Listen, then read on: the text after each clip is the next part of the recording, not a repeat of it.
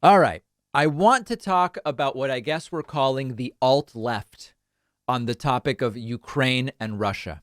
I got a question during a live stream recently, which was basically, how did I and a streamer named Hassan Piker end up with such different opinions of the Russian invasion of Ukraine? Now, I don't have the answer to that specific question, but I want to more generally address that there is a contingent of people who claim to be on the left, and that includes folks like Glenn Greenwald, Matt Taibbi, and Tulsi Gabbard, and others, who have a very different perspective on Ukraine-Russia from what I would call kind of the mainline progressive left, of which I am a part. Now, some of you will say, David, your entire premise is flawed. Those people aren't really on the left.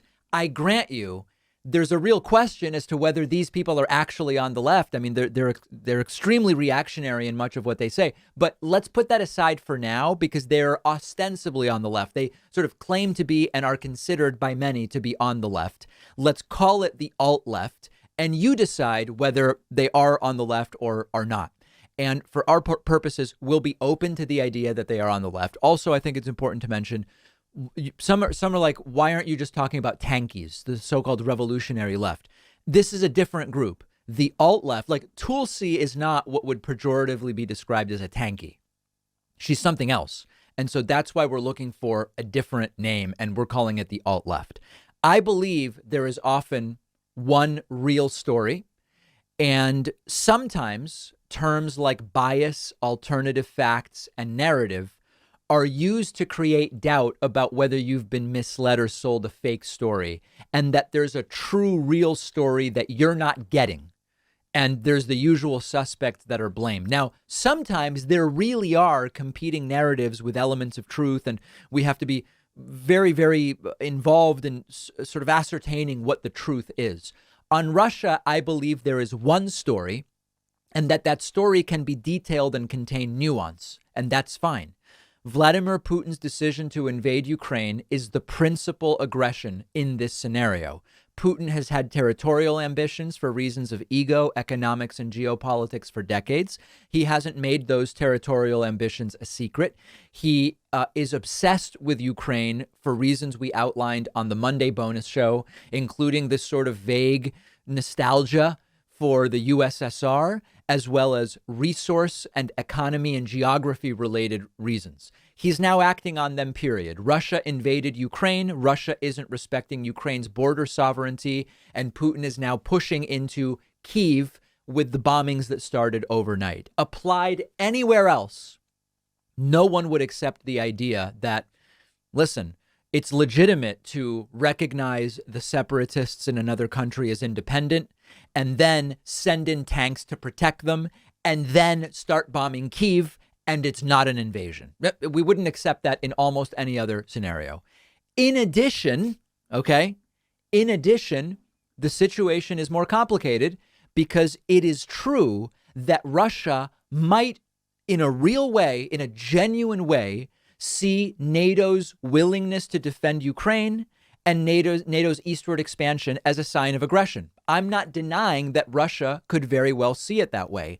It doesn't change that Russia invaded Ukraine, is shelling all over the country, sending troops in through Belarus, Crimea, etc., and not respecting the simple border sovereignty of Ukraine that they are supposed to respect. Great.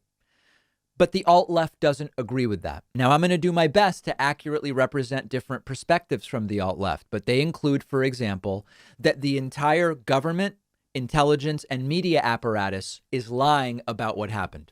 This is a very common theme from the alt-left. And again, the alt-left has hammers, and so everything looks like nails to the alt-left. You can't trust the media generically, even though the media means 100 different things. You can't trust intelligence because sometimes intelligence has been wrong. You can't trust world leaders about what's going on. And this often includes more specific counter stories like this is actually Joe Biden's fault. NATO is to blame as an imperialist force that has overreached. Putin is just defending his country, stuff like that.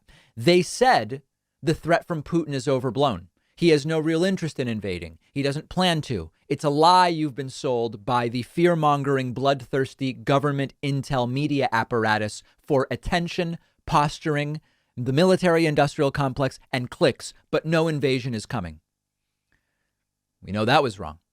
These are very clearly bogus takes, not based in evidence, and we now have the benefit of hindsight to see how wrong they were. The Biden administration did something smart.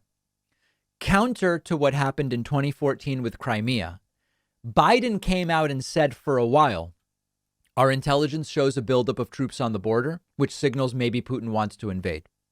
And then Biden said, our intelligence is that Putin has made the decision to invade. And then yesterday they said, we have intelligence that there will be a full-scale invasion within 48 hours. It all happened. It all happened. And then Biden was on record saying this is the plan.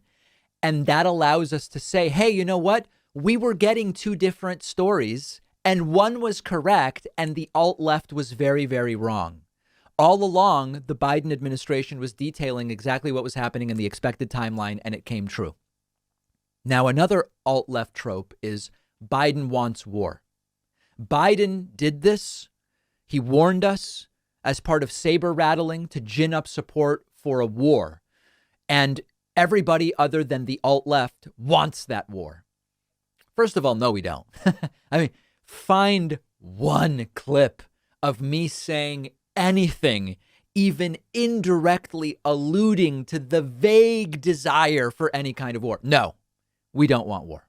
Secondly, Biden has said no troops on the ground, and he's sticking to it. Now, if he changes his mind, I'll tell you.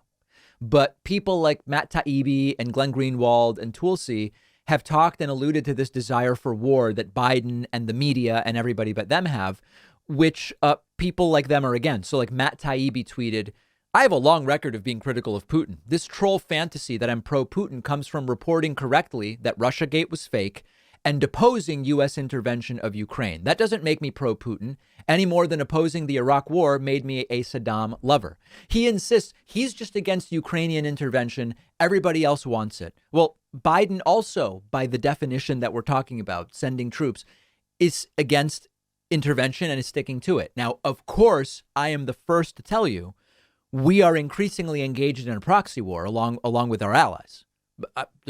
I just want to tell you what things are. I have no interest in hiding that from you. We're arming Ukraine. We're sanctioning. It's increasingly a proxy war against Russia. Fine. But the idea of this bloodthirsty ground war that Biden is determined to launch, no.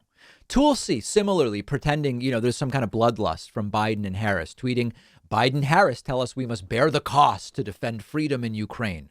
But while you and your family struggle with higher gas prices, the power elite won't suffer at all.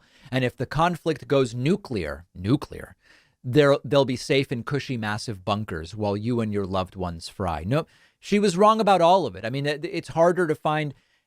Alex Berenson was like the wrongest man in the world on the pandemic. Tulsi has been like the wrongest American on Russia-Ukraine. And then here's Glenn Greenwald, who tweeted, whenever war emerges, there is an intense surge of nationalism in the U.S. People across the spectrum unify. The media speaks in almost lockstep. So I'm sure the polls will indicate approval for now.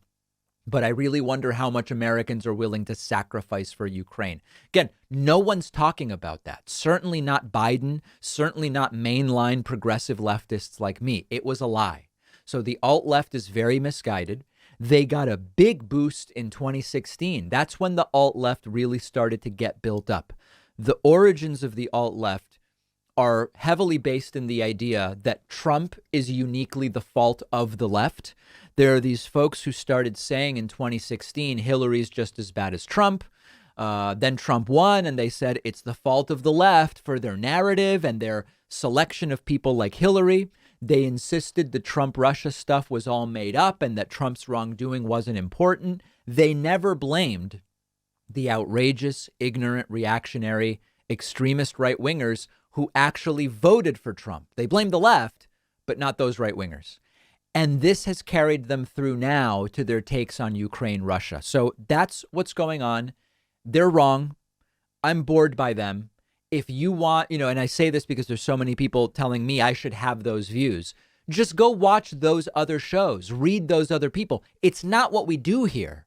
This just isn't an alt-left show. So rather than wasting time emailing me, telling me I should adopt Glenn Greenwald and Tulsi's views, just go listen. You don't have to watch this show. It's optional.